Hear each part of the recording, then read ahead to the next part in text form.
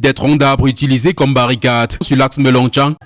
Ainsi, les habitants de la zone auxquels se sont ajoutés des voyageurs crient leur colère après le décès tragique d'un jeune âgé de 11 ans dont la tête a été pratiquement explosée par un coup de feu d'un gendarme déployé au poste de contrôle près du péage de Sanchu à la suite d'un désaccord avec le conducteur de ce véhicule qui se rendait dans la ville de Chang. Il prend son dossier étant complet. Le gendarme a manqué un motif pour prendre 500 francs chez lui. A donc signé sur le vélo d'un enfant de 11 ans qui partait passer les vacances au village avec sa maman. Pendant que le chauffeur veut quitter le poste de contrôle sans présenter la facture qui lui était demandée, le gendarme n'hésite pas à ouvrir le feu. Il demande à la voiture, le conducteur a tous ses papiers. Il dit, et le vélo qui est en haut là, montrez-moi les factures du vélo.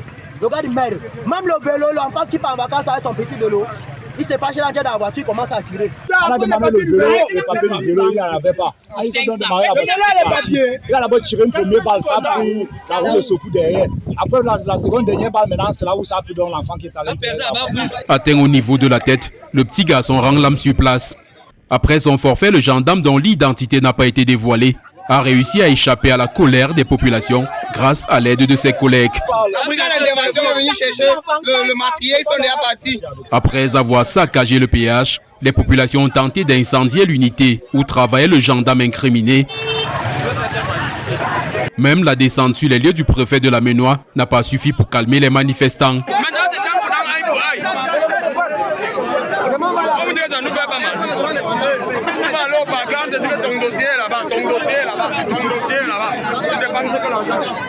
Jusqu'en fin d'après-midi, la circulation restait paralysée sur l'axe Melongchang.